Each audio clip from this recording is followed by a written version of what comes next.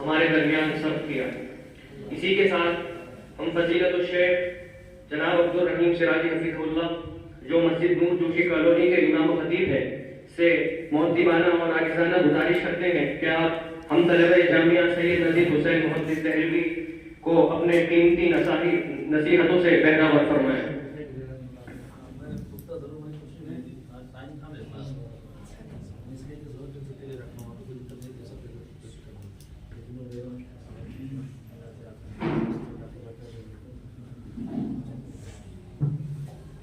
السلام علیکم ورحمۃ اللہ۔ الحمدللہ رب العالمین والصلاة والسلام علی رسولہ الامین وبعد۔ قال اللہ تبارک وتعالی لیس للانسان الا ما سعى، وقال النبی صلی اللہ علیہ وسلم انما الاعمال بالنیات، رواه البخاری۔ معزز علماء کرام،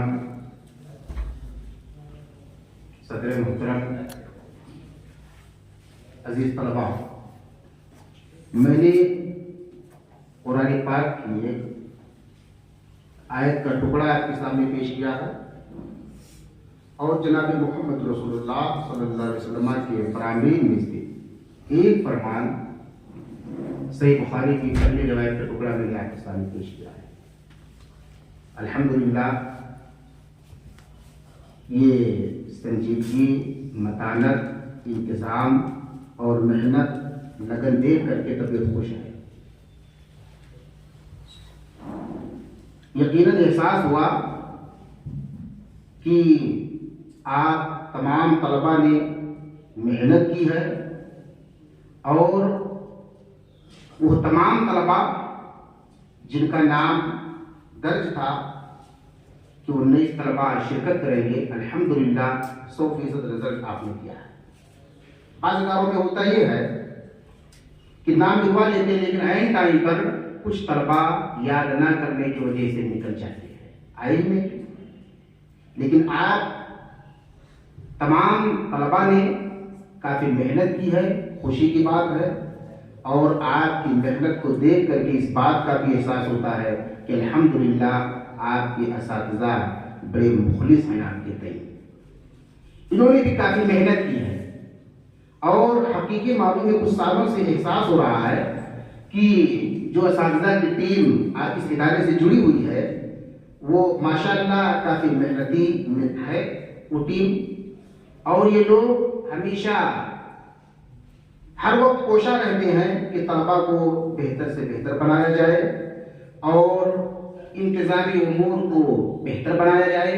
تو آپ طلباء خوش نصیب ہیں کہ آپ کو نوجوان اساتذہ کی ٹیم ملی ہوئی ہے، مخلص ہیں، اور دنیا کے اندر کسی بھی کام میں، کسی بھی فن میں مہارت کے لیے، کسی بھی کام میں کامیابی کے لیے، فائز المرامی کے لیے سب سے پہلی جو چیز ہے وہ ہے محنت۔ اگر آپ محنت کر لیں گے، مشقت کریں گے، آپ کوشش کریں گے کسی کام میں تو انشاءاللہ آپ کو کامیابی ملے گی۔ طلباء نے یاد کیا ہے، سنایا ہے، لیکن نمبر چونکہ الگ الگ تھا، اس لیے میرے بھائی آپ کو ہو سکتا ہے کہ آپ کا انداز بہتر ہو لیکن حفظ میں آپ کمزور رہے ہو تو نمبر آپ کو کم دکھے گا۔ حفظ آپ کا بہتر ہے تو انداز ہو سکتا ہے آپ کا بہت اچھا نہ رہا ہو، اس میں کم نمبر، تو بہرحال دل برداشتہ ہونے کی ضرورت نہیں ہے۔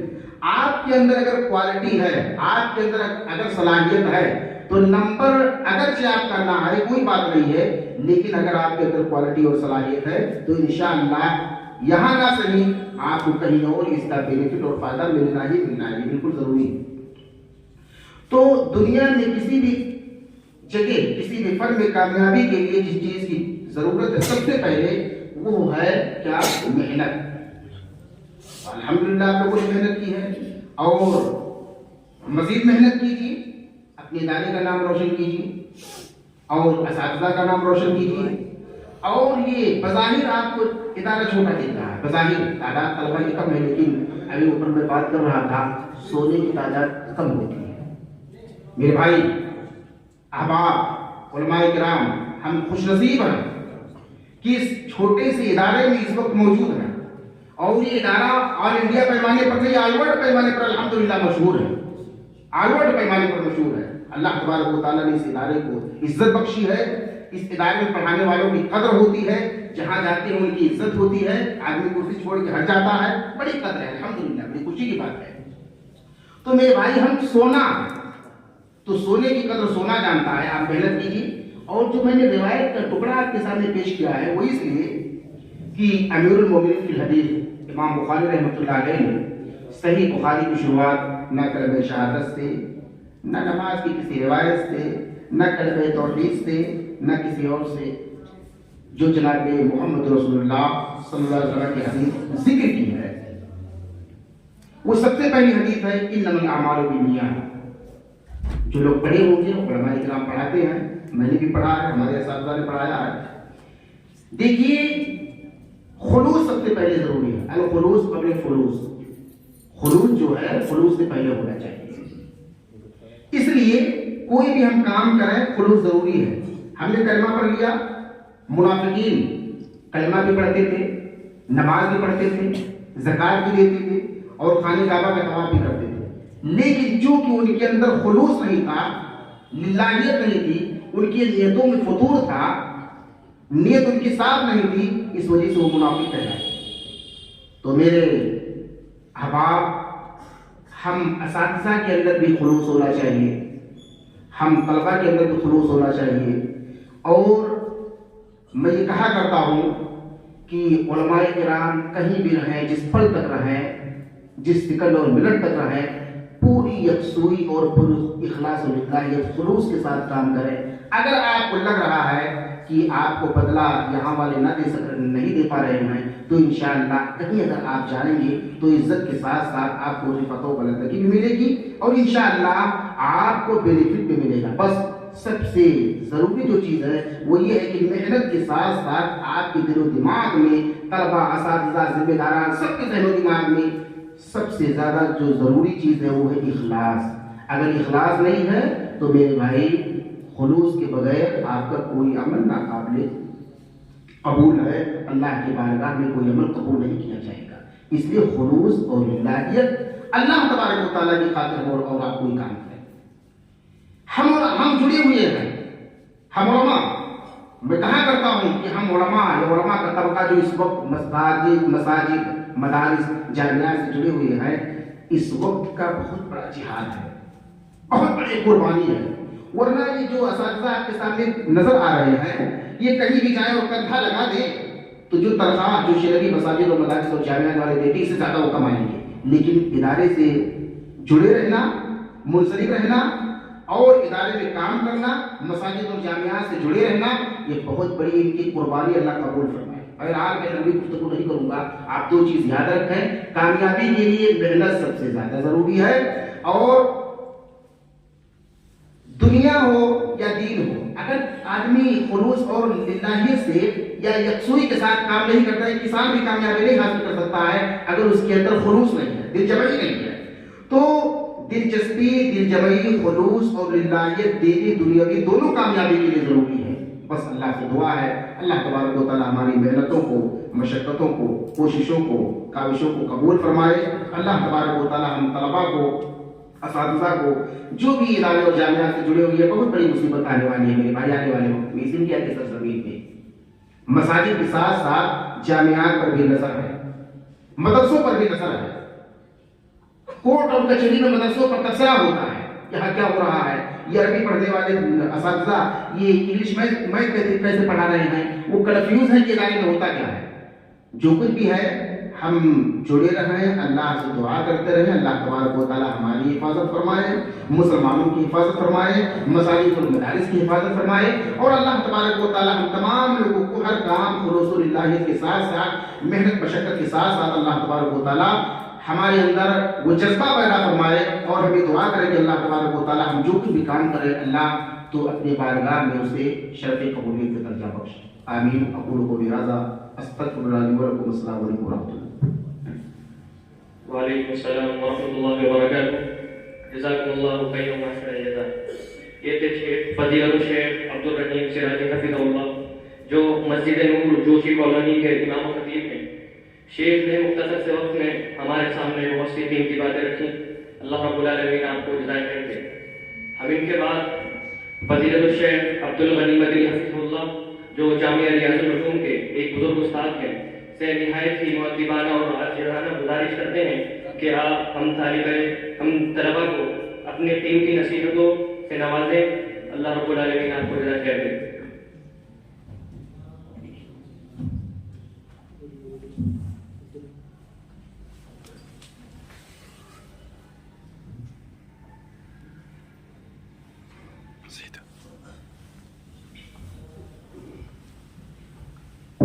السلام علیکم ورحمۃ اللہ وبرکاتہ.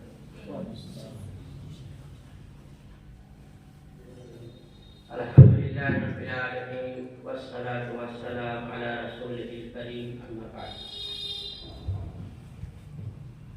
قابل قدر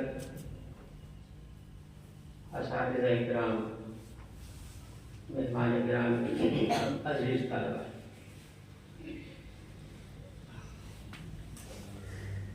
ابھی محترم ساتھی نے جو بیان کیا خلوص نیت کے اعتبار سے نصیحت کی بڑی قیمتی باتیں تھیں، کیونکہ تمام مسلمانوں کی کامیابی خلوص نیت ہی پر قائم ہے. لیکن دوسری بات جس طرف آپ کی توجہ چاہتا ہوں وہ یہ ہے کہ یہ جو فن خطابت ہے یہ کون سی ایسی دولت ہے اور کون سی ایسی چیز ہے جو انسان کو باوقار بنا دیتی ہے. یہی فن خطابت جو ایک خطیب آپ کے سامنے کھڑا ہوتا ہے اس کے دل کے اندر کون سی ایسی چیز ہے جو آپ کے سامنے پیش کرنا چاہتا ہے. اسی کو دوسرے انداز میں کہا جائے مافد ضمیر کو ادا کرنے کا ڈھنگ ہے. آپ کے دل میں جو بات ہے کس انداز میں آپ عوام کے سامنے پیش کریں گے وہ دیکھا جاتا ہے. رہا محنت کتنی کی اور آپ نے کس طرح تربیت حاصل کی وہ سب قابل تعریف ہے. لیکن یہ فن خطابت جو ہے سب سے پہلے ہم اپنے انبیاء علیہ السلام کو دیکھیں.